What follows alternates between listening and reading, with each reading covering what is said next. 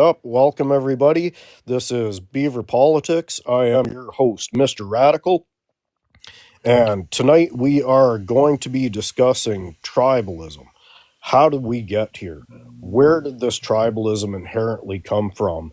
What does it look like in the future? And again, there's only two possibilities here. But if you're just joining the show, welcome aboard. This is Beaver Politics. I am your host, Mr. Radical.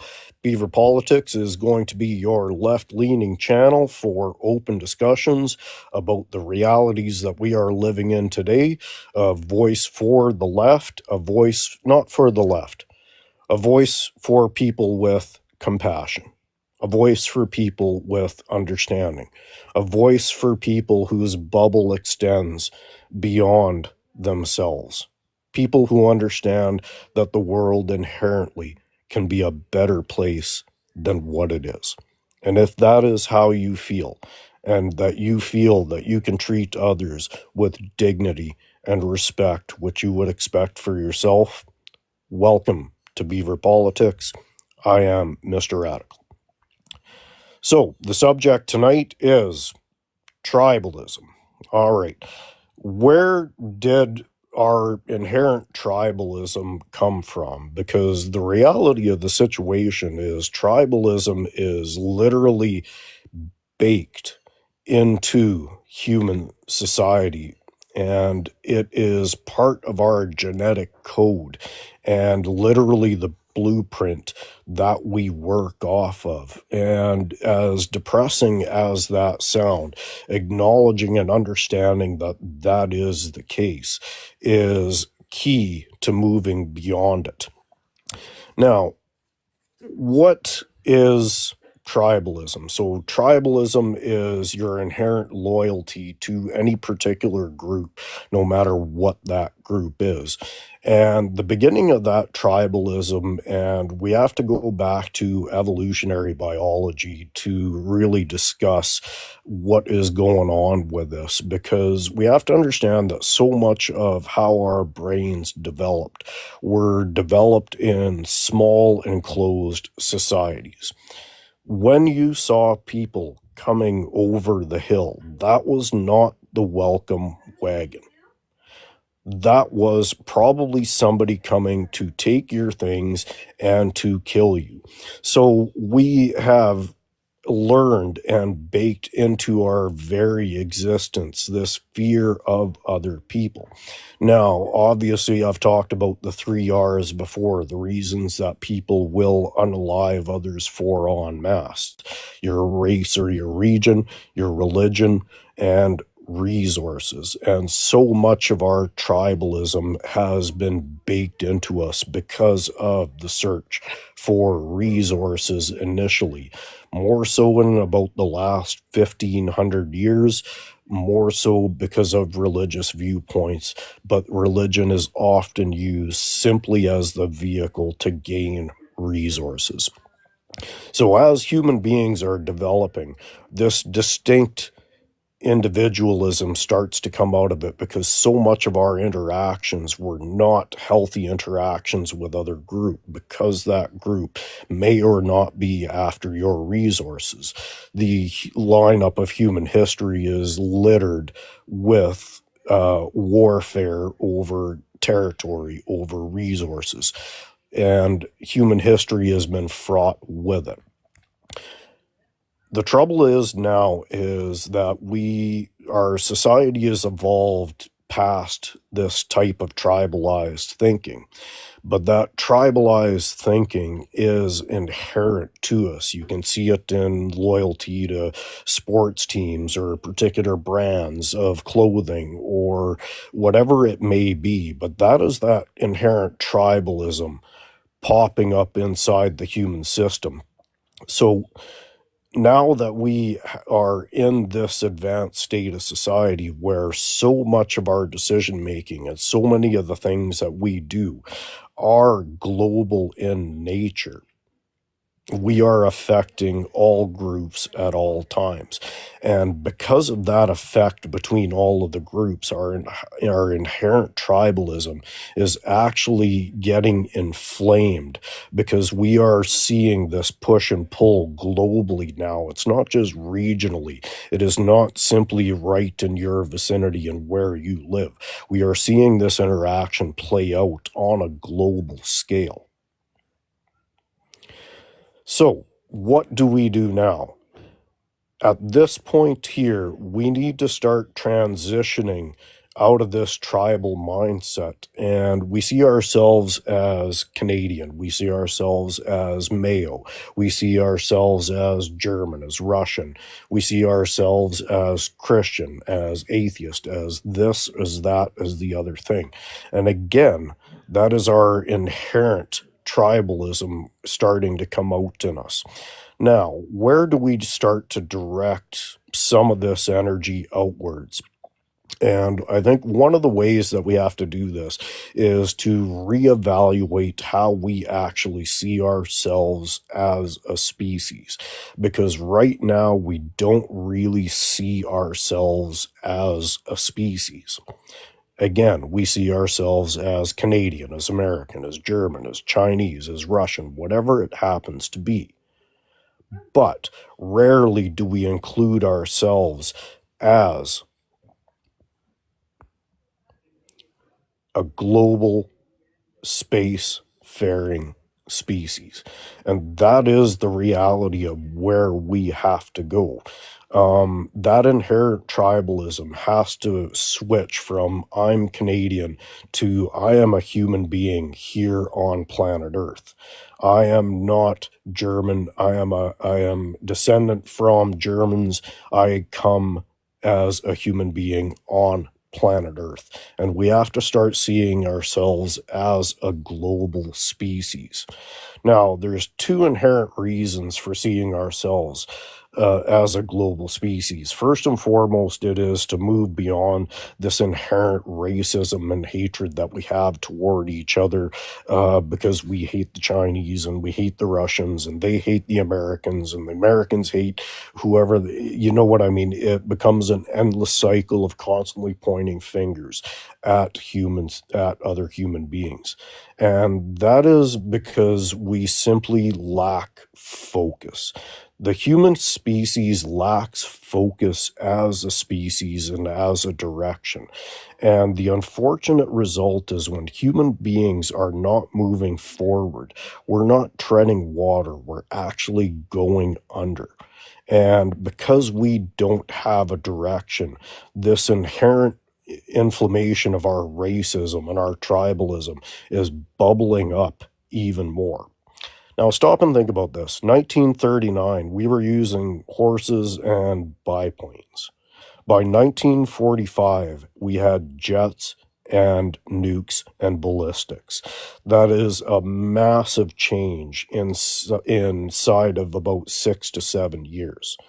The reality is when human beings can focus on something greater than ourselves, we can achieve incredible things.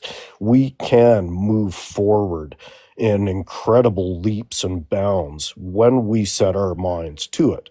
Now, obviously, the unfortunate thing between those years, our focus was, again, inherent tribalism. But it speaks to what we can do as a species. But much like I talk about individually when I speak to people in my human service work, that inability to have something that you get up for every day. And this is what I'm doing today that is moving you forward. As soon as we don't have that, that is when our lives start to quagmire. That is when we are not treading water. We are not at equilibrium. We are already starting to go under. And the human species is inherently like that, from the individual right up to everybody in a societal manner. Now, what do we do with this? So there's two directions that we can head. First and foremost, I said that we have to start seeing ourselves as a global spacefaring species and understand that our roots are Canadian, are German, are indigenous here, are African, whatever it happens to be. Those are our roots, but it is not who and what we currently are today.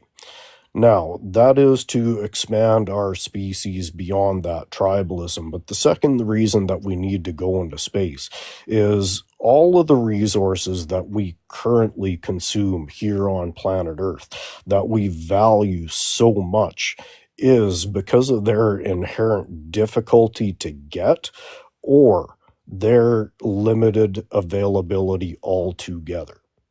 All of the things that we consume, iron, nickel, gold, silver, platinum, rare earth chemicals, rare earth minerals. All of these things are available in our solar system in abundances that we can barely conceive.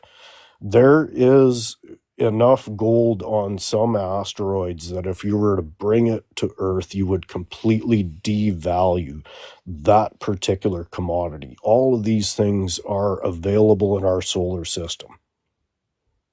We have to go get it. But we as a species would rather tear this planet apart, kill and slaughter other human beings in the attainment and the retention of those resources than expend a little bit of suffering to go out and bring those materials back down to this planet. And that is so much of what I am talking about, is seeing ourselves move and advance beyond this tribal thinking of, and let's be very clear here. I was born in Germany. My parenting heritage is Yugoslav. I came to Canada as a 4-year-old. All of my education, all of my upbringing was here in Canada. I am a Canadian citizen, and I am very proud to be Canadian because of some of the things that I believe that Canada stands for. Now, do we have inherent problems? Yes, absolutely. Lots of things that we can iron out, no question. But the inherent idea of Canada is what I appreciate. But again, it is about moving past that of idea of I'm a Canadian to I am a human being here on planet Earth. The reality is we live on a planet with a 99% extinction rate. Everything leaves here. And to make it better for everybody means to readjust our thinking. We have enough to give to everybody. We have enough that everybody can have the things that they require to be fed, to own a home, to be able to get educated. Now, is that something that is achievable? Yes, it is, but it is not achievable under the current system that we operate under. The current system that we operate under is still built on this tribal mentality that we currently have. To move past it, yes, means completely and utterly restructuring human society. That is reality. However, it is a reality that can be better for everybody and yet still make massive leaps forward. And I'm talking about a Star Trek future, not a Starship Troopers future. There is a massive difference between the two.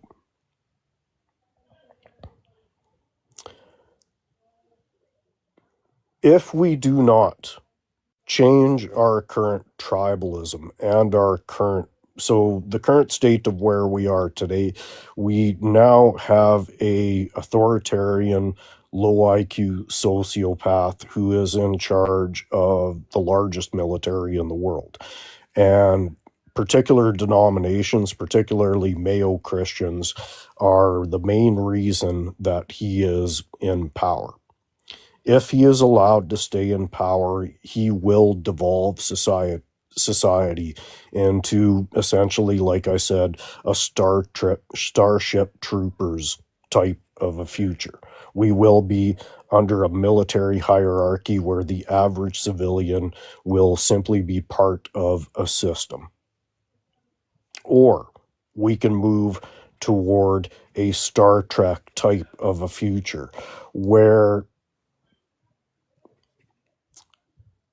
we, again, I'm a proud Canadian, where we can look back and understand that we are a global species and that the future is moving forward and into space to explore, to understand the universe that we live in.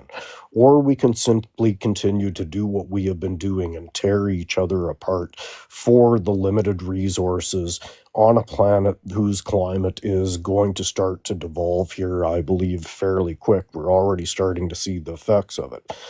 So to move past that, we need to be able to get a hold of this tribalism that has led to the point where people wondering how did what happened in Deutschland in the 1930s happen, and we just utterly repeated that cycle without question. That's unfortunate, which means our societal evolving has not evolved. We simply have not evolved since the 1930s. We are exactly the same tribalistic, deranged, short-sighted, violent species that we were back then. Yes, it is part of what makes us human, but right now it is a controlling factor of our personalities. And I'm glad you brought that point up, Gadfly, because the point that I'm trying to make here is this inherent tribalism has become so forefront in our personalities that it has become destructive. We cannot see the other side, nor do we want to see the other side. There will never be resolution without that part of it.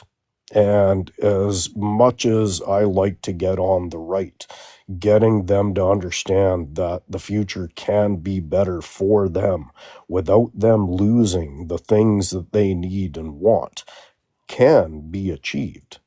And the difference is the right-wing propaganda machine is fueling that tribalism and telling them, no, there cannot be any concessions because if you concede, you will lose everything.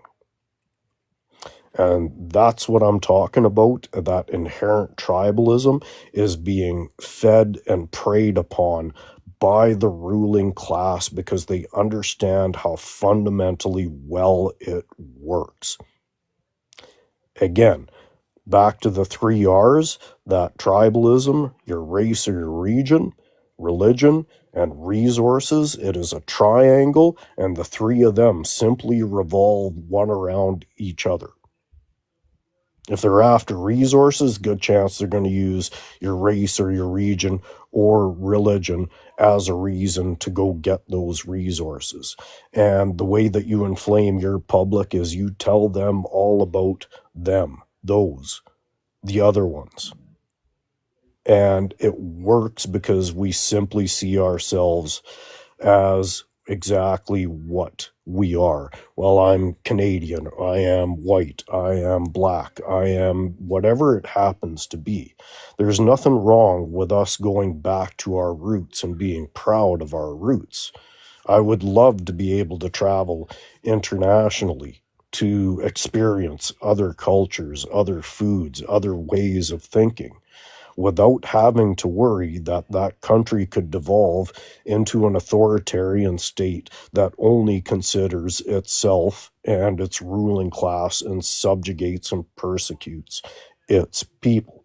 And again, that inherent tribalism is so much of the fuel that these authoritarians are using on social media to mire us in this soup of non-advancement where we can't see past our noses beyond what we are. And the fact that somebody over there might be coming to change who and what you are, or take your things, or to unalive you.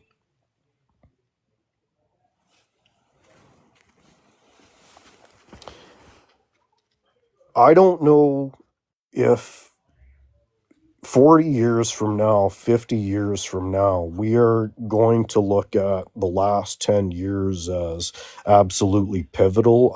It'll either be pivotal over what happens over the next 4 or 5 decades, or it'll be the banana peel that led us into something even worse, or whatever the case may happen to be. But at the end of the day, that tribalism is what is being used as part of the fuel for where we are today, and how we ended up in 2025 installing an authoritarian, low IQ sociopath in the White House. Now, yes, I believe there was other factors at play, but the thing that fueled it is the predominant group voting for him is Mayo Christians. That, unfortunately, is the reality of what happened. They duped a lot of other people, and at the end of the day, we are back exactly where we were in 1936. At the end of the day, we have not evolved a shred in 100 years of society. That's horrible. That's disgusting. And what it really proves is that our differences are genetics play so much of a part of who and what we are, how we view the world today, what we will and will not accept. And a tribalism is the extension of that particular thought. And again, the vision that I see of the world is, jumping on transport and going back home, where my parenting is in Serbia and Croatia, and being able to go there and visit family and experience the country and the language, but never to forget that we are all human beings, that our past and our background and our history is part of the story of who we are, not what we absolutely always will be. And again, I'll go back to Star Trek having people of color, an Asian person as part of the command structure, someone from Russia. That is the view that I see, where our cultural differences are simply points that we discuss, instead of becoming tribalistic to the point where we will absolutely unalive other people to conserve that particular ideology. Moving forward, moving in advance is what society needs to do. The inherent tribalism is holding us back. And again, as my example stated, we have to get to the point where we as a species have something, a carrot that we are moving toward, something that we have as a focus, where as a society we know, yes, we have our day-to-day lives, but as a societal perspective, we are channeling most of our energy to achieve this as a species. Conservatism is literally the idea of maintaining things the way that they are. And at this point in time, how we are has led us to exactly this point in time, where in over 100 years, we literally have not advanced whatsoever as a species. And that's frightening to me. Frightening to me. There's times I can't even.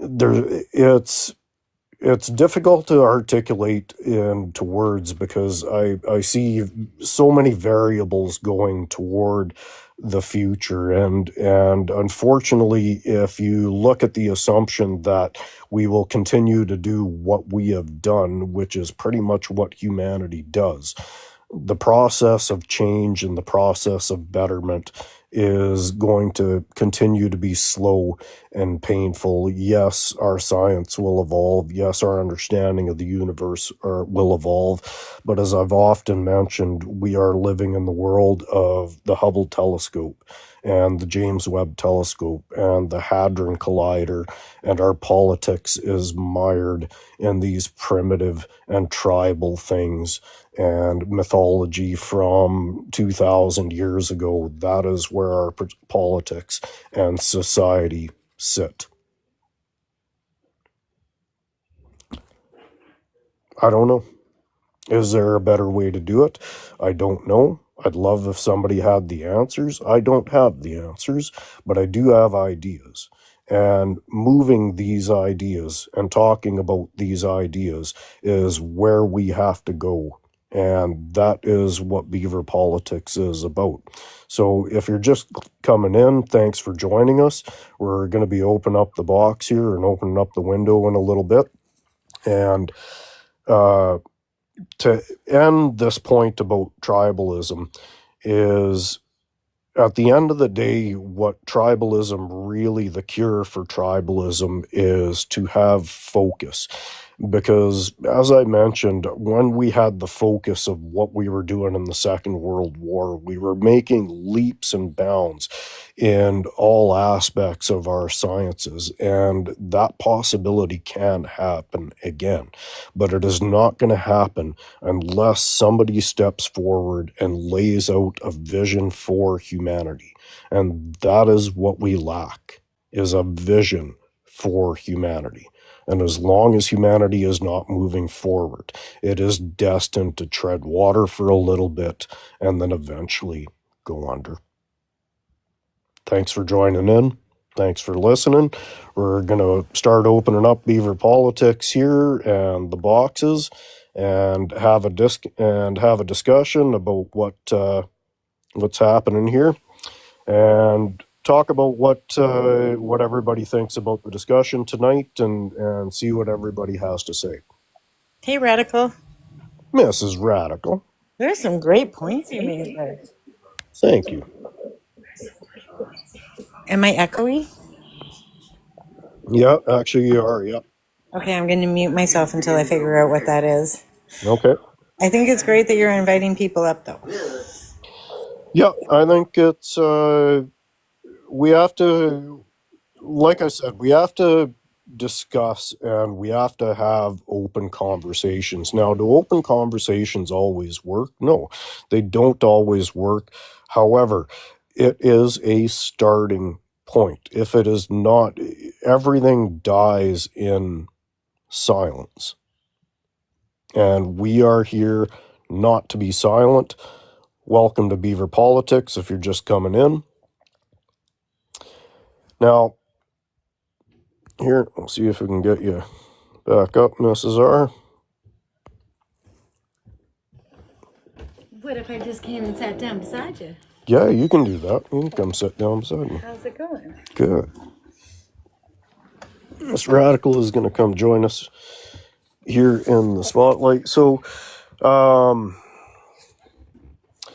yeah, as I mentioned, all right, we're going to start opening up the box to people. Miss Radical is going to come in. If you want to come into the box and have a discussion about what we talked about tonight, and get your viewpoints on it and see what people have to say, you can certainly send me a note. And Miss Radical is going to have Sean in there. We're just going to invite a few trusted friends. And Mulligan. You're not echoing to the people on the outside, just to Hey, Polly. Hi. How you doing tonight? Good.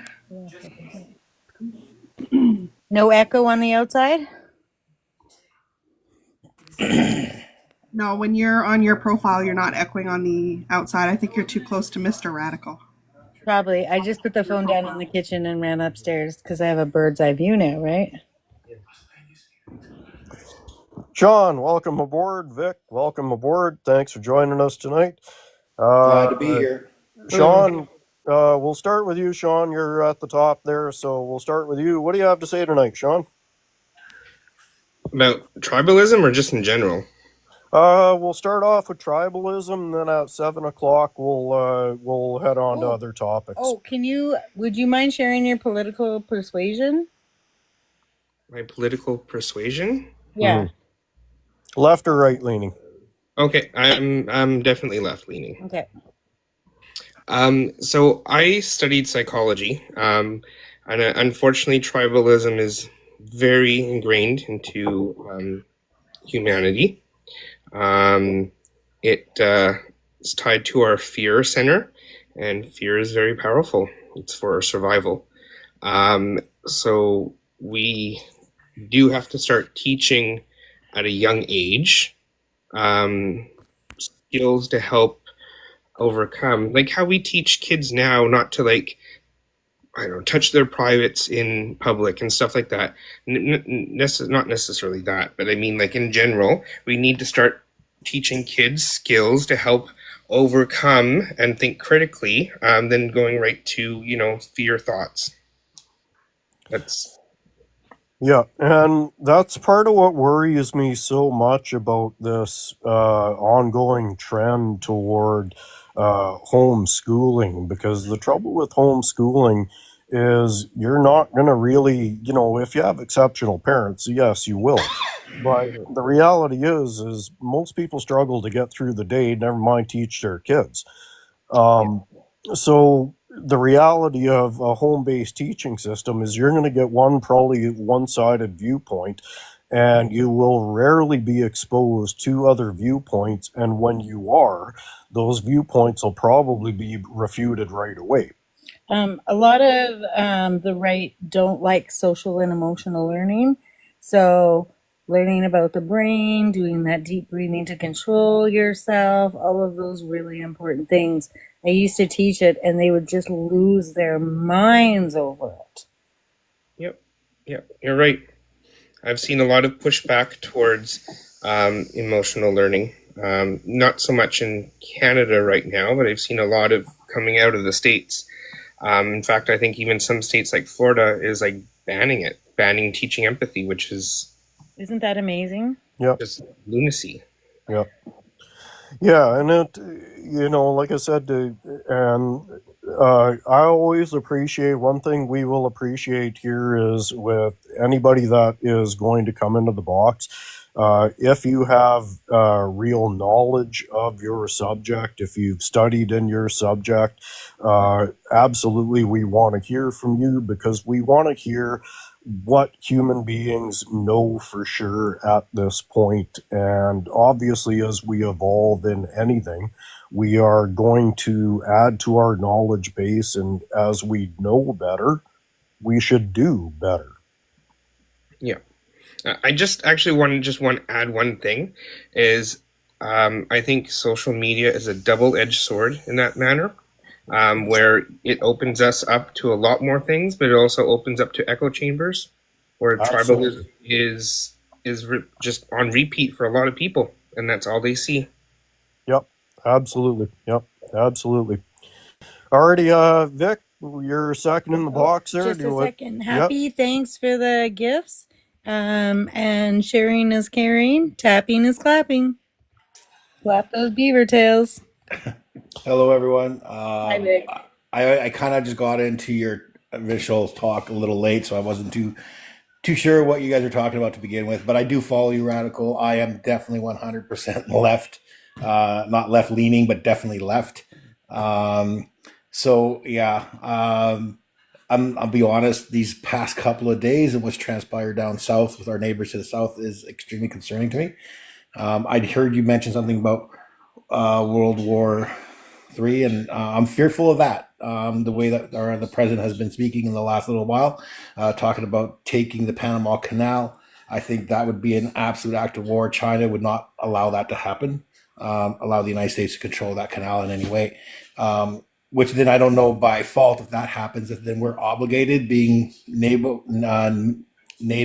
allies, if we're obligated to join in also. It's a Yep. scary time. Yeah, and understand. I want people to understand, as I mentioned in my tirade there, that so much of what is happening right now is distraction. And do I really think that he's serious about, Panama Canal and Greenland? I do. I do and I don't. The reality of him moving troops into Panama is starting a world war. They're well aware of that. So I think so much of what he is doing, so much of Trump's motivation comes simply from money, that counter of success. Power. Every single penny that he has is a counter of his success, and it fills that empty hole where his soul should be. So much of what he does is actually motivated more by money and by what he looks like in the political world. So do I think he's going to actually try to start a war? I'm not so sure he's looking to do that. This is to distract the masses. What I do think he is trying to do is solidify power with Putler and G. Putler and G know if they take out America, they will own the world. Interesting. Yeah. Okay. Well, how about like I also was thinking like do that he did call. And now I'm kind of shifting gears into Mexico. Another thing that kind of concerns me: labeling the cartel as a terrorist group, and then getting also putting that the southern border is a state of emergency. That would allow him to move troops to the southern border. In doing so, do you think he would be so bold to sit there and say, "Okay, we're going to go into Mexico and get those cartels," and then tell the Mexicans, "Well, you can become American, and you become American and take, and then have that become part of America"? 2 years from now, yes. Right now, no. Yeah, makes sense. I've got like some trips that I through work that I have to go to the States, and I am really, really dreading it. One of them's to Florida, and I don't want to go. Aye, caramba. Ooh, scary. Don't drink the water. Yeah. Yeah. But if you run into Danielle down there, let us know, right? Oh, I won't hit the brakes if I do. Yeah. Slapping my beaver tail. I think you're great, by the way. I've been following you for a long time. I love your content. Thanks very much, Vic. We appreciate everybody. We're just average people, as average as you'd run into anywhere in town, in any city here in Canada.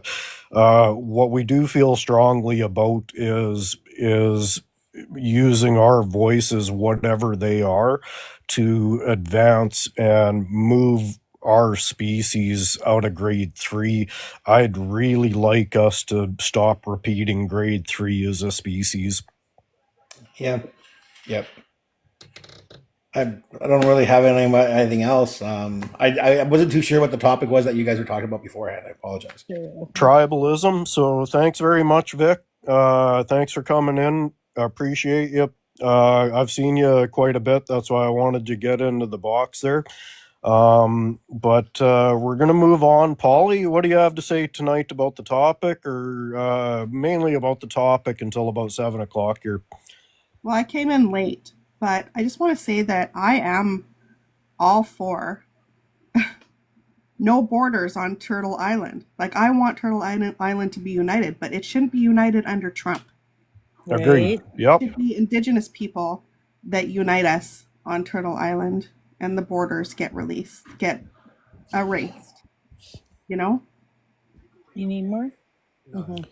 Yeah, for me, I think what I want to see us evolve past the idea, particularly of borders, where borders are more symbolic than they are actual borders at some point in the human conception.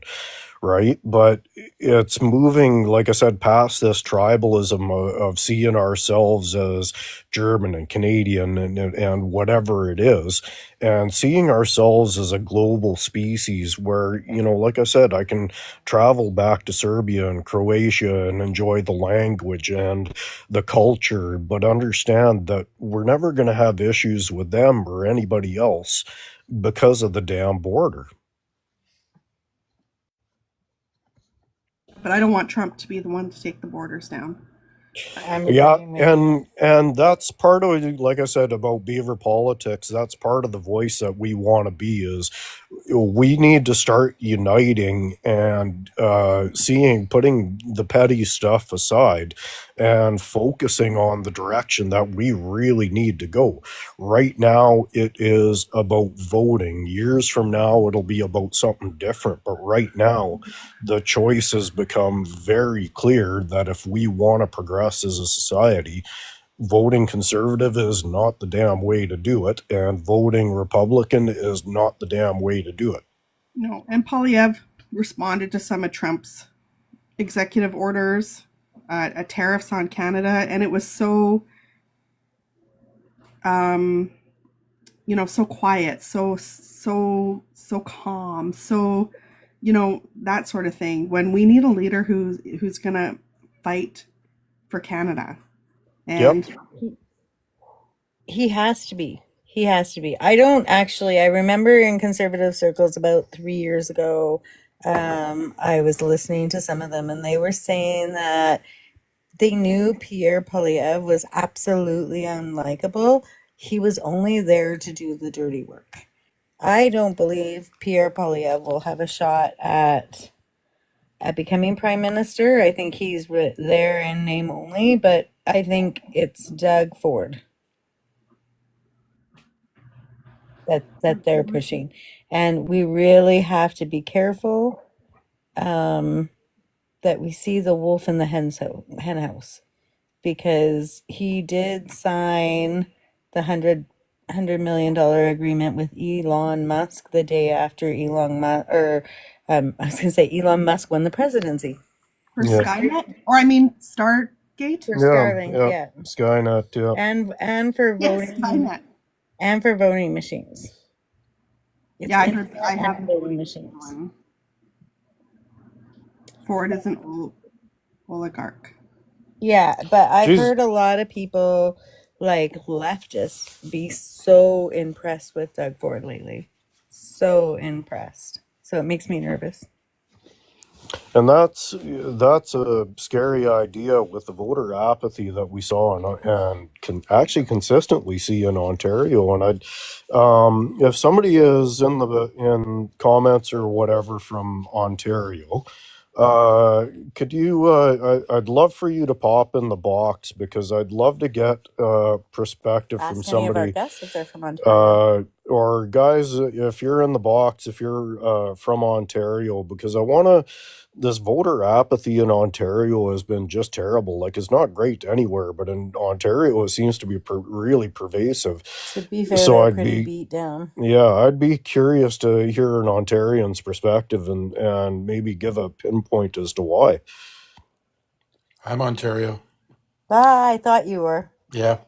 Tell us about it. Tell us, Rational. Where do you want me to start? I'm actually, I wouldn't call myself fully leftist. I would say that I'm closer to the center, Right? but I'm rational. So, which means I haven't voted conservative for a while. Hey, hey, I love to hear from the centrists because we want to have difference of opinion so we can openly discuss it. So thanks for pointing that out. Yeah, I mean, I usually vote with what I think the province or the country needs, and so I'm not a Ford fan. Um, I know what's going on with Ford. I mean, he's easy to read. He's been very outspoken about the tariffs because he believes that will make him look strong. And Yep. it sounds like he's ready to call an election for February because he's 24 points ahead, and he'll probably win. because people will not turn out. I think we had the lowest turnout in decades the last time he was out at 20 some odd percent, which is absolutely disgusting. Yeah. And yet I've seen polls where, as far as politicians are concerned in Canada, among the premiers, he's considered one of the most respected. And I just cannot understand that. I grew up in the Toronto area in Etobicoke. I'm 62 years old. I know the Ford family. They were drug dealers. They were well-known drug dealers. And Yep. he is now the leader of Ontario. And I don't agree that he will be the prime minister. I really don't. I think Polyev is going to be the prime minister. I would like to think that, you know, um, Mark Carney or somebody would give him a run for his money, at least give him a minority government. But I don't know if that's going to happen because I think Canadians have dumbed themselves down just like Americans have, and they don't care about the facts. They care about emotions, and emotions of anger and fear are the strongest emotions you can have. Yep. Not logic. Yep. It's fear, and that's what they do. And what just before I sign off here, I just want to say I saw an interview with Polyev, and somebody had mentioned, what Trump was doing in the States and how one of the things that he's doing is that he doesn't recognize any genders other than male, female. Yep. And Polyev was interviewed with that. I don't know if you saw that or not. And the interviewer tried to hold him to task and failed at it. But he asked him, since Trump is putting this out that there's only two genders recognized by law, and he signed an executive order to that. How does Polyev feel about that? Yep. And Polyev says, I only know two genders. If there's another gender, can you please tell me which one it is? And Yeah. so, I mean, that's just, he's playing a Trump. And I know that, there's famously been called, taking a page out of Trump's book, and he's denied it, but he absolutely is, Oh. because he sees Yep. that fear and hate and that kind of thing works. And that's what Yep. tribalism is. When you Yep. talk about tribalism, that's exactly what it is. Yep. People try to avoid other cultures at all costs unless they're just talking about the food. You know what I mean? They don't want to socialize. They just want to have the food because the food tastes good or Yep. gives them something to enjoy. But they don't really care about the culture. They're not interested in learning about the culture, Yep. and it's pretty sad. My Yep. daughter is dating a guy from East India. Amazing kid, amazing family. We cannot be more happy. Yep. And she was dating a guy, and I'm white, but just so you know, and she was dating a guy prior to that from Ethiopia. Our kids have never seen color, and they've never seen a difference in culture. Other than that, they're fascinated by culture. And so that's the way we brought them up. And one of the things that I don't know if you saw in the comments was when you were talking about homeschooling. I really think homeschooling is dangerous because it doesn't really matter how well the teachers are the parents are able to teach their children. It makes the child socially awkward Yep. because they learn from what they see. They don't Yep. If they don't mingle with a multicultural society, they don't accept it. And that's Yep. dangerous. Yep. Well, and I'm just gonna. My wife has long background in education, and I just want to put this out there that people don't really understand that part of the school experience is the socialization. Now, Absolutely. they're going to call it indoctrination, but learning to get along with other human beings is part of what we need to do as a society, that these children can go out and see other people of different color and nationality and the broad spectrum of what humanity is, and not see it as a fear point, but see it as a point of interest. Oh, hey, you know what, that looks really cool, I'd like to learn about that. Absolutely. And the other thing that the right is trying to stop is sex education. And If you're ignorant about this different, and I'm going to say it, there's different genders. If you're Yep. ignorant of that, you you create hate. Yep. Ignorance is hate. Ignorance Yep. of a society, ignorance of a people or a person causes hate, and it's built on fear because you don't really want to really learn about the person. It's much more easy not to learn, and so that's the whole thing about racism. It's everything really Yeah. is just straight out ignorance. So schooling is massively important, and public schooling is massively important. Yeah, and that's what I was talking about at the start when I was talking about how ingrained this distrust and fear of other human beings is. And as I mentioned, when you saw people, 1,500 years ago, 2,000 years ago, 3,000 years ago, when you saw people coming over the hill, that was not the welcome wagon. No, They were coming for you and your things. And we've literally had generation after generation baked into this ideology. It's literally baked into our DNA, this distrust of other human beings until they really prove otherwise. that's absolutely true. Anyways, I have to run. I'm a big fan, and I appreciate you allowing me to just share a couple of my thoughts today. Appreciate it, Rational. Thanks for being a fan. We appreciate all of the people that give us any type of their precious time here on planet Earth. Take care. Thanks, man. Um, I'm from Manitoba, and I don't mind saying that. And Yep. The fear, not but the hatred kind of thing, and the anger is such a motivator. I mean, I was heavily involved in Wab Canoe's campaign, but the people of Manitoba were just angry at the Conservative Party in Manitoba. They really, truly were. Yep. And it's unfortunate that such negative emotions are motivators. Instead of using, like, you would think and hope that positive emotions would be a much better motivator. It's just not, and it's a shame that the right has just tapped into that, and that's their whole political platform is just to get individuals absolutely angry and irate. And it's like I said, I've got that conference in Florida, and I'm not sure if I want to go because that's like the heart of Megaland. And Yep. right now, like if you look at some of these other podcasts and stuff, like the Megas, they hate Canadians now. They actually are like, oh, we're paying for everything that you have. I've been on a couple of lives, and they're like, oh yeah, no, we're gonna own you. You owe us all this money. I'm like, I'm out. I'm Mm-hmm. out. I'm not listening to this anymore, and Yeah. it's a shame. Yep.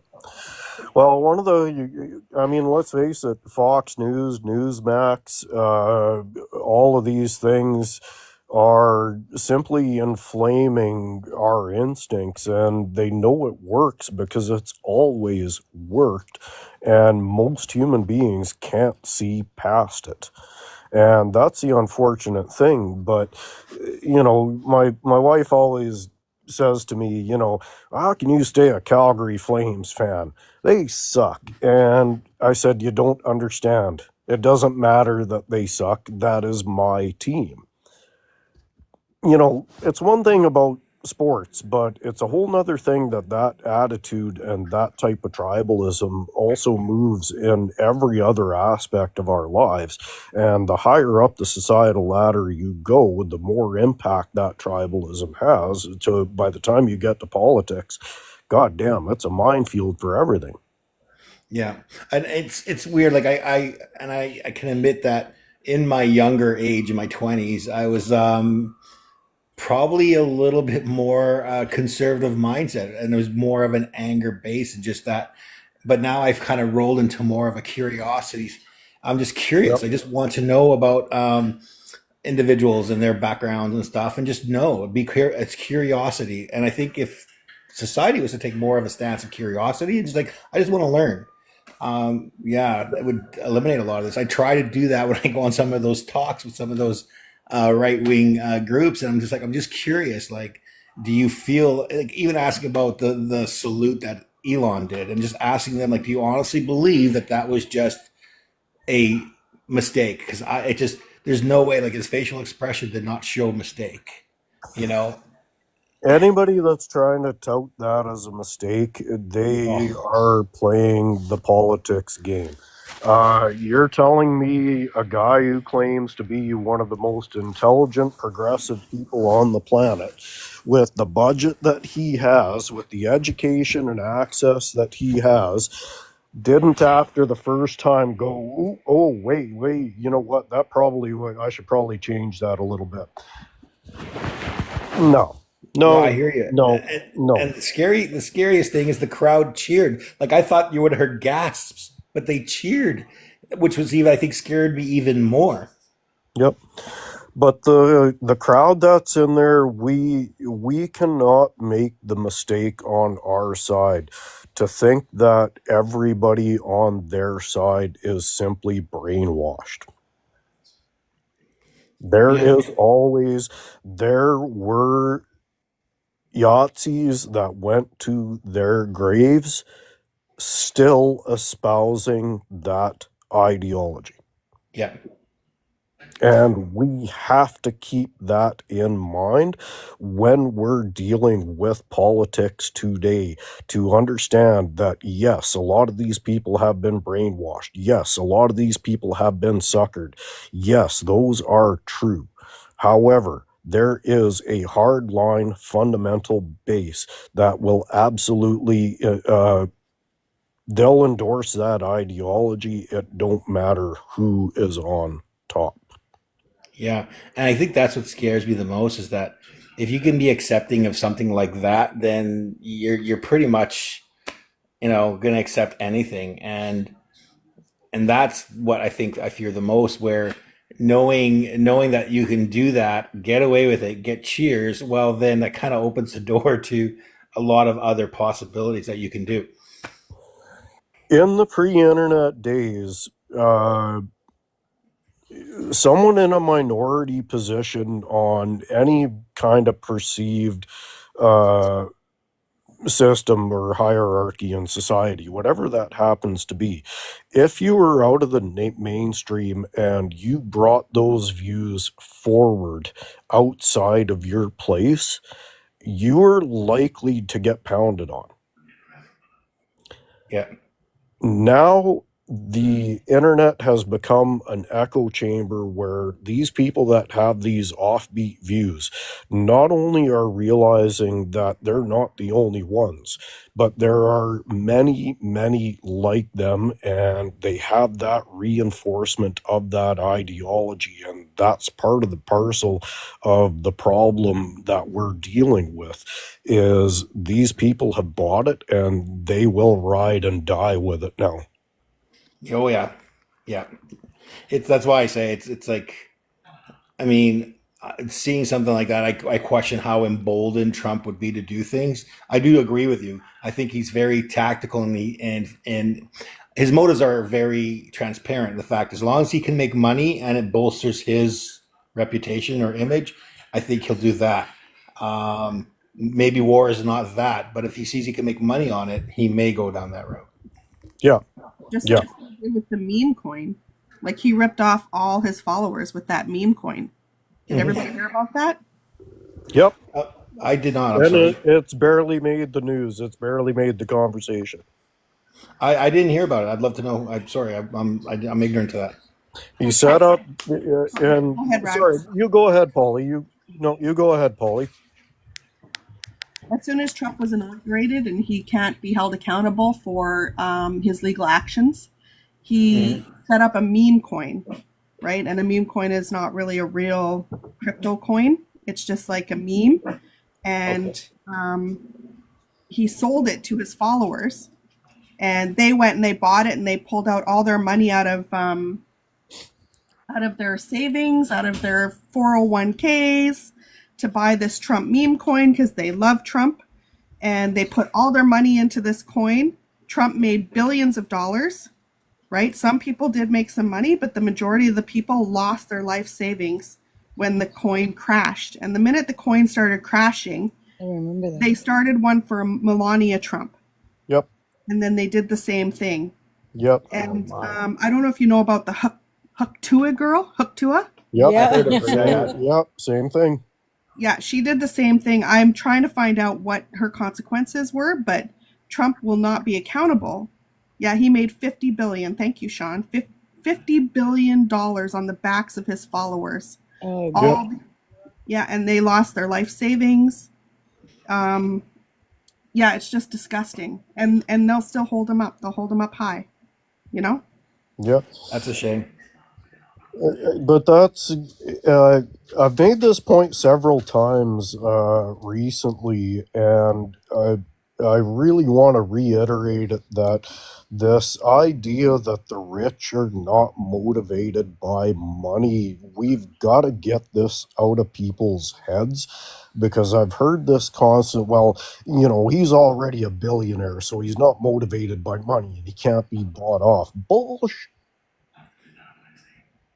That's nonsense. I They agree are with you. more motivated by money than the average person living paycheck to paycheck. That's the reality of it. facts.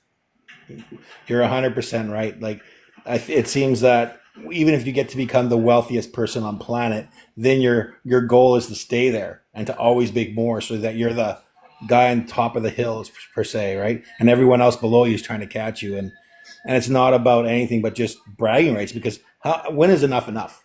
Yeah. Like, seriously, when is enough enough? Yeah.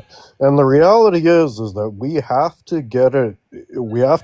I always talk about population demographics, and one of the population demographics that we have to understand, there is a percentage of our population that sees other human beings as prey. Yep. Hey And guys, Hey, how are frontline. you? sorry I wasn't here earlier. I was just fixing up things in my Discord server and making it very member friendly. I just kind of caught the end of that. I know about the whole scam with the crypto there. It's so predictable. Here, I'll share something quick with you guys because I actually have a video in my drafts that I got to post soon. But I've noticed now that crypto trading companies are actually using conservatives, using their gullibility to get them to buy and trade crypto. So last night, I was just, doing my usual research, and I saw an ad on YouTube, and it was a picture of a police officer with what looked like Chrystia Freeland in handcuffs, walking away from this crowd, and it said, what they don't want you to know about why Freeland left the Liberal Party. And it said, sponsored by CBC News. Now, this was weird, right? So I clicked on it. Of course, it does not go to a CBC News site. It goes to a fake Toronto Star site. So it wasn't even the Toronto Star. It was a fake site. It was like AMS3 dot byte journey, something, totally random. Yep. And it was a fake interview between her and some reporter from CTV, because they took the pictures from it, but the interview was fake. And in this interview, apparently Chrystia Freeland was talking about how she's making all this money with AMX Trader. And then Yep. she said that the reporters at Toronto Star decided to play with this, and look how much money they made, and they kept posting these screenshots of their money going up. And then, of course, if you follow the link to this AXMG Trader, of course it takes you right to buy and sell cryptocurrency. And I'm thinking, like, are people genuinely this gullible that they're gonna go to a site that nothing made sense? Like, nothing made sense, but Yeah, obviously it's working for them because people it's driving are. traffic there. People are. And you know who those people are? Like, people that go to my homeless shelter. Those are those people. They go after the absolute most vulnerable. It is so sad. I spent a lot It's of so time. sad. I spent a lot of time watching the YouTube. Before I got into this TikTok thing, right? I was watching YouTube. Hold on, I gotta stop. I'm trying to do two things at once and I can't. About scammers and scammers calling Americans mostly and scamming them for their money. The scammers from India calling and scamming for money. So some of the guys set them up and waste their time and that, but also during that they interviewed them, right? They interviewed the scammers and asked, why do you target Americans so much? Right? And the scammers are like, because they're so stupid and they fall for it. And I was like, whatever. There's no way. They're not like that. There's no way. Right? Yep. Because, I couldn't think that that could be true.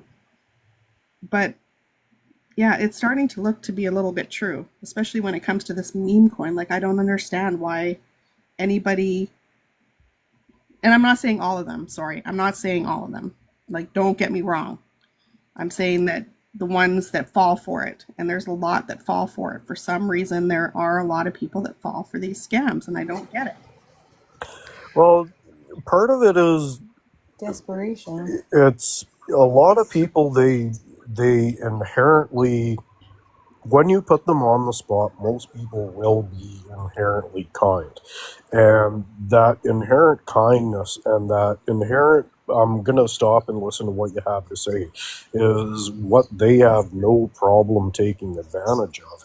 But again, when I always talk about population demographics, we have to realize that, roughly 1 in 5 people, they have enough brains to get by.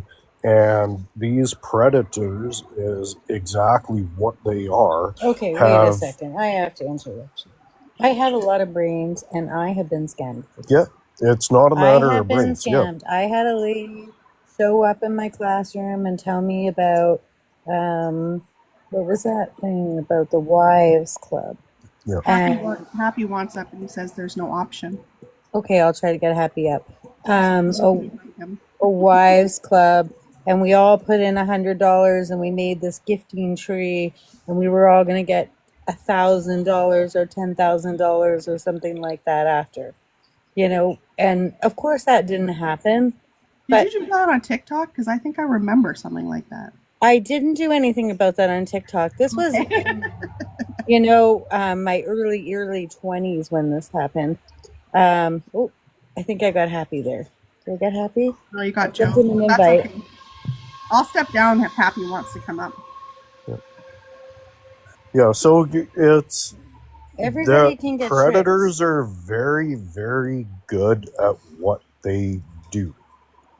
And that's something that people that have been scammed have to understand, that these people are trained to do what they do. They're very, very good at it, and they have been doing it for a long, long time.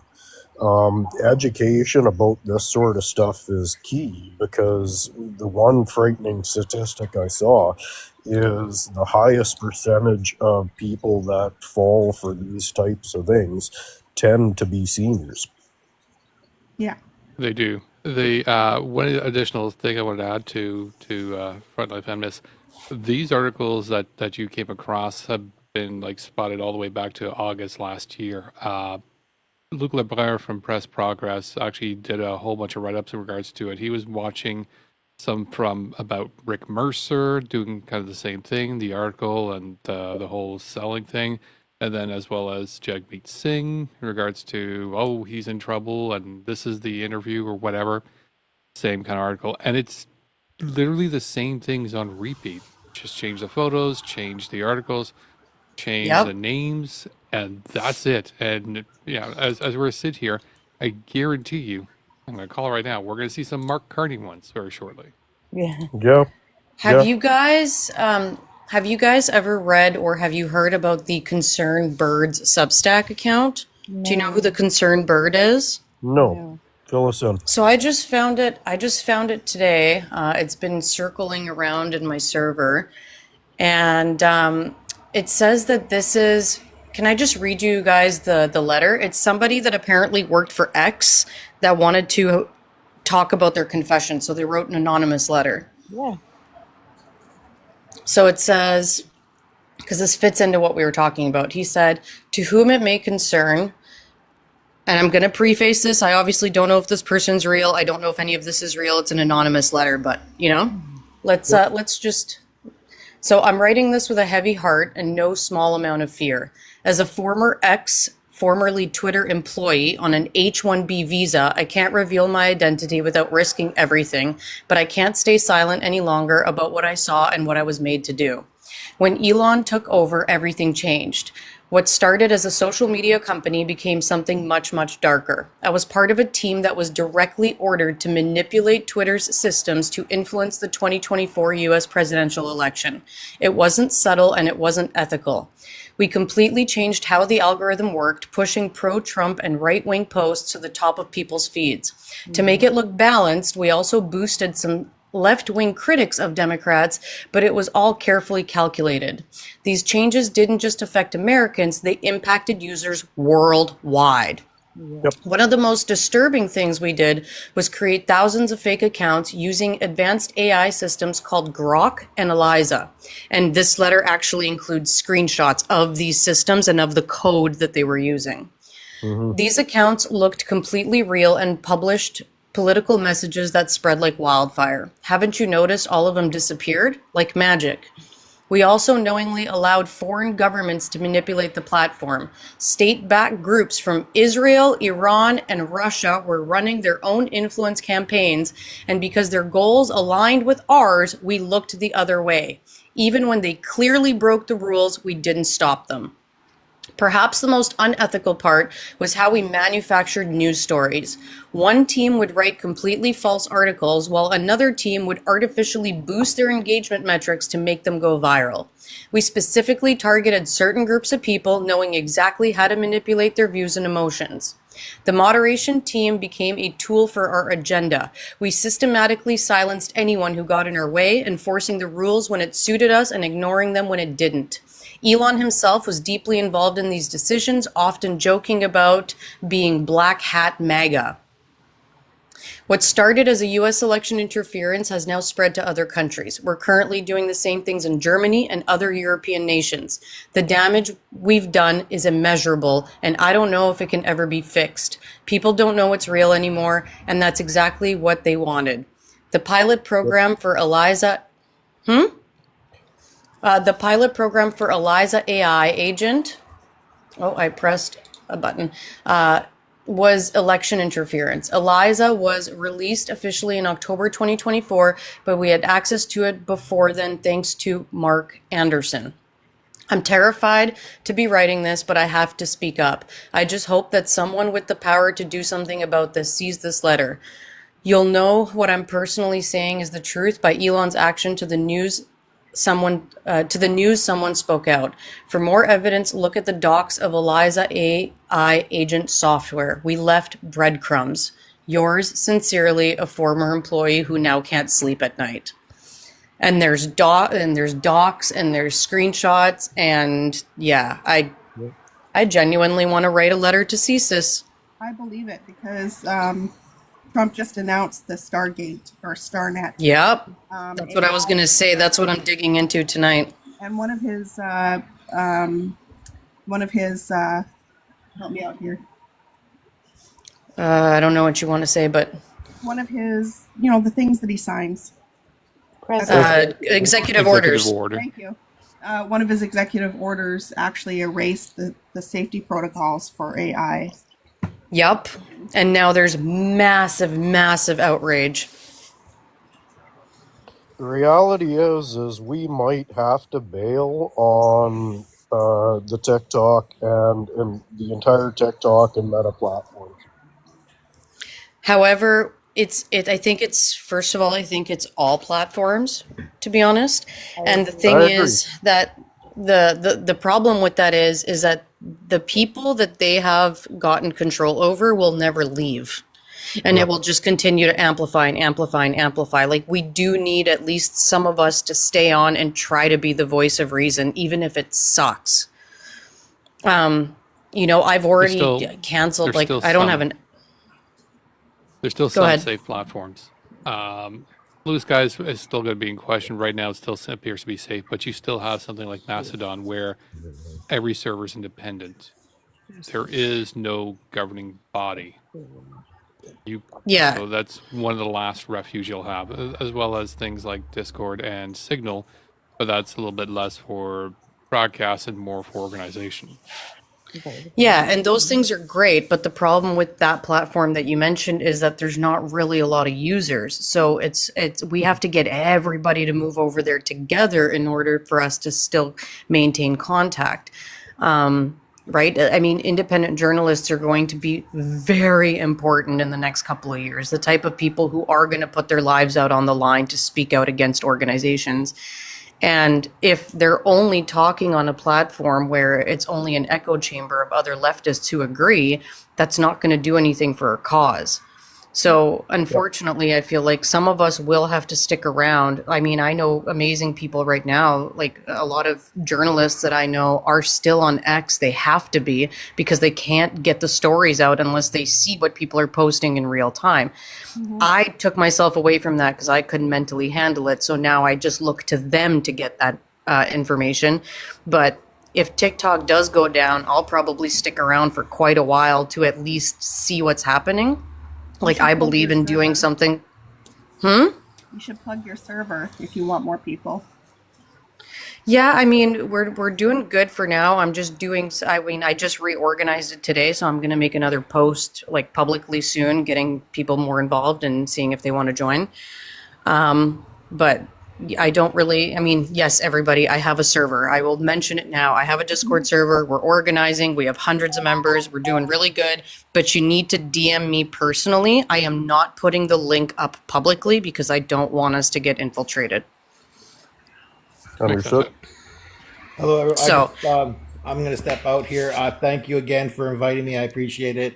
I'm going to start watching the Jets game tonight. So go Jets go. But everyone have a good evening. Bye. Yeah, the league leading Jets there, eh, Vic? They're doing okay. Hopefully they can keep on going. Nice. Take care, Thanks everyone. for popping in, Vic. Appreciate No your rock. time, man. Everything the right was worried about, they voted it in. Yeah, Yeah. They brought it in. yeah.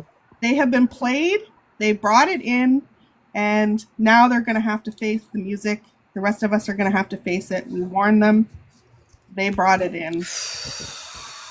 yeah. You know, that's the unfortunate part of the timeline that we're in is people like me and many of the people in the box and many people outside of the box. We have been screaming this stuff for years, and a lot of it, so much of it, has fallen on deaf ears. And the unfortunate thing is we're kind of learning in real time the last couple of years how well the social media platform can inflame, like I said, this tribalism that's within ourselves, and but not only hitting on our tribalism, but so many of the other factors of our personalities in the brain, and it simply continues to hammer on these parts of the brain, which is not something that human beings have ever experienced. So we're sort of learning in real time what this effect actually looks like on the long term. And so far, the results have not been great. Can I also just mention something too about that? Yep. So, maybe not so much in Canada, but all this fear, like kids getting being scared at school because they might get shot, or crime, them telling crime rates are going up, and all this, that just keeps our like cortisol going and our fear centers going. So it automatically just like we automatically just go to like negative and fear-based stories. So like things that would be positive or whatever, we just ignore those and we just like go after the fear, and we crave fear. That's basically what it is. And I've spoken out on this on more than a few occasions about how the social media platform is essentially hitting on our amygdalas and pounding on it and pounding on it and pounding on it and pounding on it. And we already know from studies that a certain percentage of our population have larger than the average amygdalas, these fear centers. And now we have pros basically using social media to hammer on this part of the brain to the point where as a society, we have basically shut down our prefrontal cortexes, but this is on purpose. It's meant to do this. It's meant to overwhelm our emotional systems. 100%. 100%. But yeah, guys, the news today about his $500 billion AI deal is beyond freaky. Like Yeah, it that's is, not it's good. so freaky. Like his whole thing now is that he wants to colonize space, which you know what it means. That to colonize space, you have to ruin this planet Yep. Yep. And because that's they why he wants cannot. Canada, because he needs our water. Yep, to cool off the giant AI server farms. Yeah. Yeah. That's what it's all about. He's going to, and Yep. that's why he pulled out of the climate agreement, everything, because in order to run that many servers, you're going to have to use so much electricity, which is going to use so much oil and gas, and it's going to destroy everything. And it's crazy to me. Like that's his goal now. You know, he's in a competition basically with Russia and China about who's going to colonize space first, and he wants to do it, but he will leave absolute destruction. And he just thinks that, you know, him and all the rich guys can build all these colonies, and it's so crazy because Yep.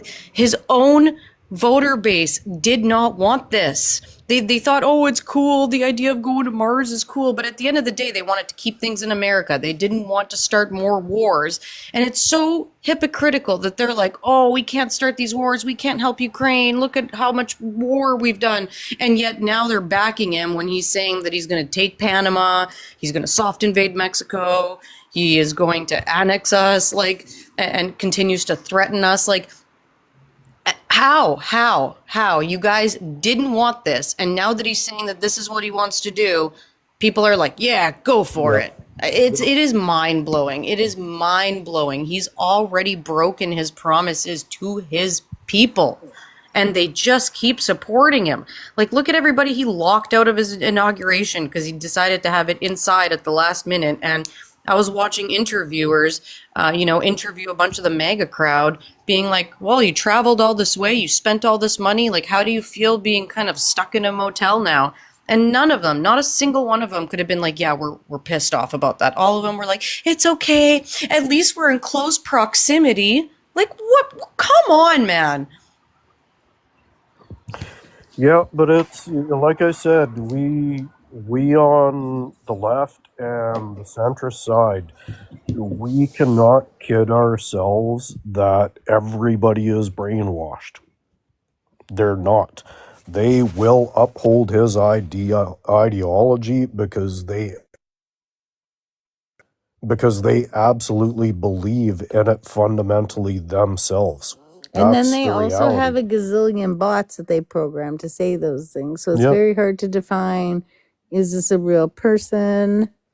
Do they really believe this? You know. Yep.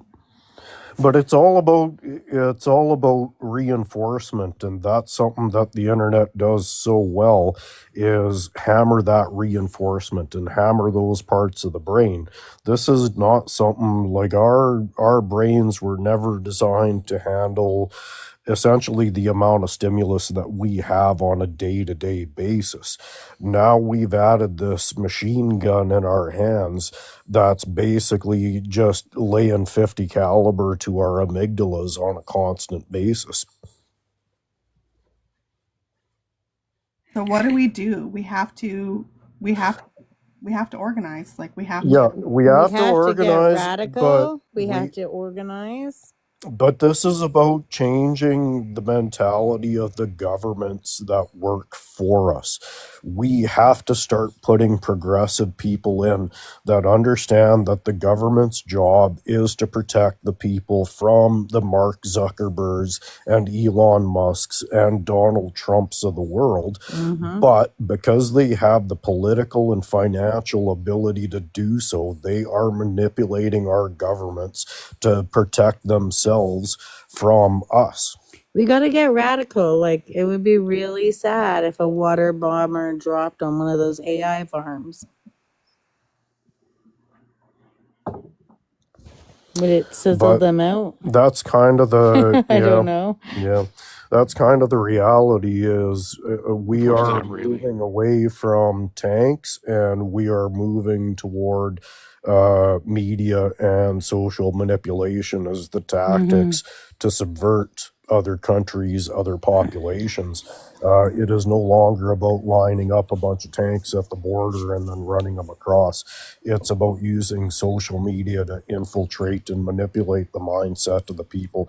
There is no better prisoner than one that thinks he can't escape.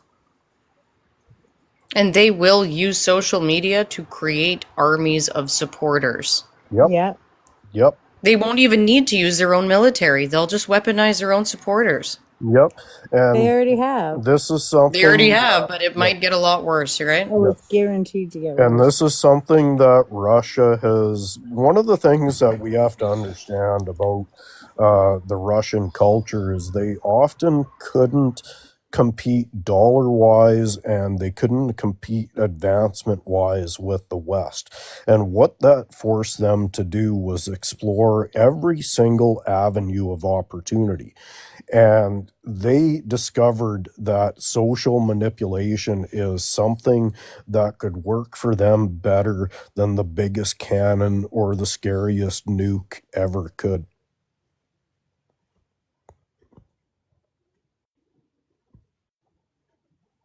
Everybody's quiet. Agreed. It's because I keep turning my mic off so that I can write to people in the chat, because if I don't, then all you guys are going to hear is tap, tap, tap, tap, tap. Oh, you're so good. But that unfortunately is the reality. As much of a, like most things, the internet and our phones are not inherently evil. However, depending on the usage of who is controlling it, yes, it absolutely can be. And Let's be. Oh, we're allowing basically the sociopaths that run social media and the sociopaths that run big business to basically tear down our governments right now. And they're well aware the only thing keeping them from absolutely putting the boots to the population is the government. Go ahead. yeah, and I was going to say the social media manipulation would have never worked if it wasn't for the, 2 to 3 decades before that, that primed people to have that work on them, right? They primed people in school to not truly have any sort of critical thinking. Like I know how much school changed for me even when I came to Canada. Like the way that I was being taught mathematics in Romania was a world of a difference from what I was taught here in Canada. Everything was kind of, made to be very simplistic. Everything was about being a machine, right? Memorizing something, regurgitating it on paper, and then forgetting everything in a week or two. There was no real projects or homework that really got you to think critically about things. It was very much, like multiple choice tests. That multiple choice tests are a great way to create a machine versus create a rational thinking mind. And that also comes down to the fact that teachers are not paid enough. And, that was all a strategy, because if teachers aren't paid enough, they don't want to sit there and read through individual paragraphs to see if the student is actually using their brains properly. No, they just want to go, oh, the answer was C. They circled B, they're wrong, no more need to think about it. They got it wrong, moving on. It made school easier for the teachers and for the students, and it created this way of approaching new information that is too simplistic. It's like people just see the information and they go, oh, must be true. It's there, must be true.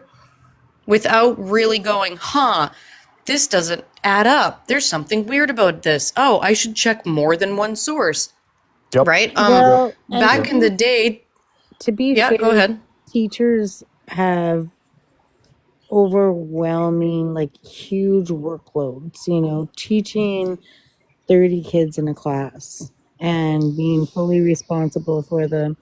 They're it just piles on so much that they don't have a choice but to accept that kind of a standardized And test. that's a system problem. And that's a system problem. That's Absolutely. what I mean. This is where the systems failed us, right? If teachers were being paid more and had less of a workload, if they could only focus on 2 classes at once, have more teachers pay them more, Yeah. we would be able to have such an amazing you know, group of students that would be graduating elementary and high school. They would be more inspired to go to post-secondary.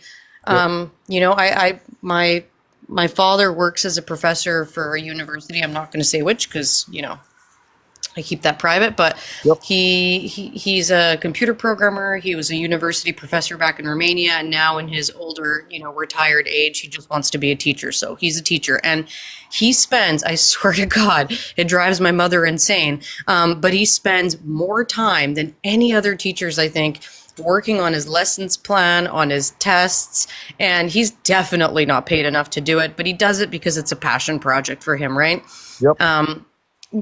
And I see how much work he puts into one single course, and the fact that he takes the time to get to know his students, to tutor them in private for free.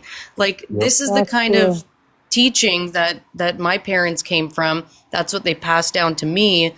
And that was one of their biggest criticisms when we came to Canada. My parents were always like, this education system is broken. They've been saying that since we came here. They were so aggravated with my teachers when I was in school.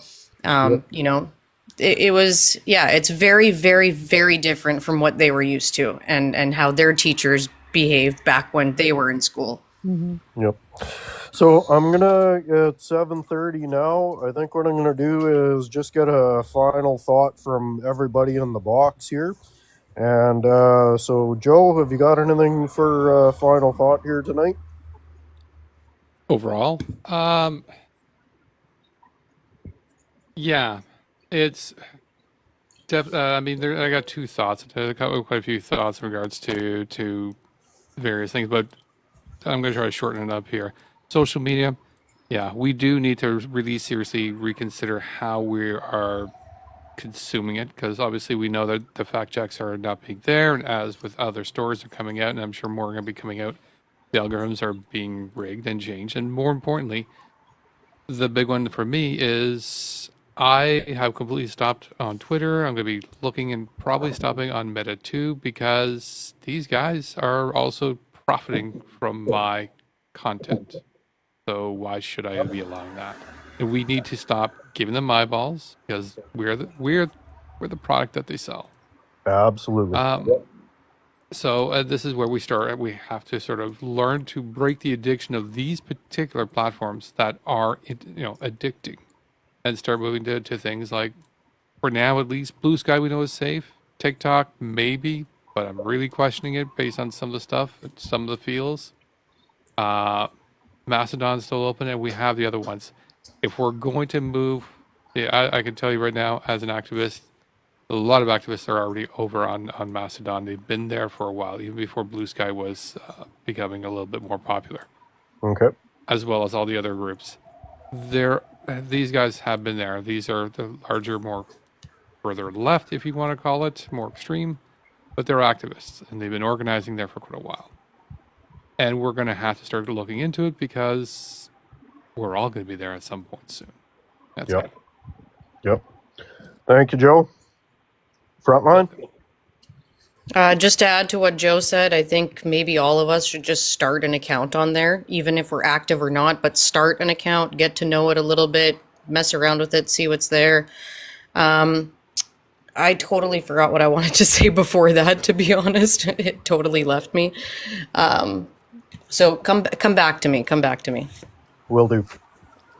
Sean, final thoughts? We're fucked. No. So, yes. Well, first of all, the education. Yeah, one of my best friends, she's a teacher. She's absolutely overwhelmed. She has some kids that are all on the same level. She has kids with behaviors that she has to deal with. Teachers are totally overwhelmed. The education system needs to be absolutely overhauled from the ground up. And I think that's one big issue, is why we are here. Is education has failed a lot of us. Second, about we started talking about tribalism. It's I don't know. I have so many thoughts right now, but I agree with you, Radical. That's one of the key things that's keeping humanity back, and to move forward, it just goes back into education. We need to educate people on that as well before we could ever make big strides. Well, education is absolutely important, and we've got to buckle down on the misinformation as well. Yeah, yeah, exactly. And actually, just quickly about that, we need politicians that are brave enough to tackle misinformation, um, and be able to ward off like, oh, you're stopping free speech. No, misinformation isn't free speech. It's lying. Absolutely. Yep. Yeah. Absolutely. Thanks very much, Sean. Polly, Thank what you. do you have to say? I think we need to really work together to try and get people together, work with Indigenous groups very closely. It's Turtle Island, and it's in danger. It's in a lot of danger than it was before with the AI and the water, and um, yeah, and we need to let them know too that this is going on, because I'm not sure if um, if people realize. I don't know how to reach people who are not here. Yep. All right, Frontline, did you get that thought back? Oh, Frontlines. Oh, there No, you I'm are. back. Sorry, I had a call come through. Okay, so I just wanted to give this a little bit of advice to the Canadian content creators, something that I've noticed. I could be wrong about this, but just from playing around since the ban, I think all of us, um, you know, we've seen some changes. Some people have been getting banned for certain things a lot more than before. The way that comments are going under reviews a little bit odd. But what I did notice for me personally is that if I actually tag my videos with the Canada geolocation, I don't get as penalized. Things go out more. It just seems to work better when I actually tag myself as Canada. Oh, okay.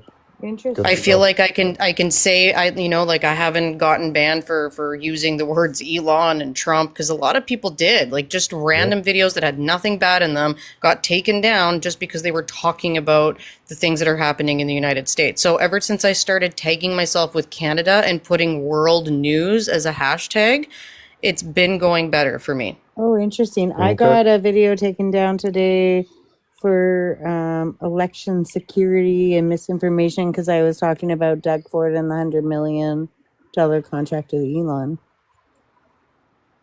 Yeah, I don't know. I haven't talked about that yet, so I don't know. And I try to use some code words sometimes. Okay. So, We might have to come um, up with a but code word playbook. Yeah, yeah. Well, yeah, that's something I'm working on. that playbook is going to have to evolve almost day by day as AI catches up with us. So I just at 7:37, we're a little bit over our time. I just wanted to thank everybody that's come out tonight, everybody that's in the box. Thanks for coming into Beaver Politics. I am Mr. Radical. We are here Monday to Friday at 6 o'clock Mountain Time for Beaver Politics with a different host. I will be back next week. And join us tomorrow night. Join the Beaver Dam. We'll be back, and all the beavers will be there. We're back and are bad. We are Beavers. Thanks for coming, everybody, and I hope you have a great evening. We will see you tomorrow.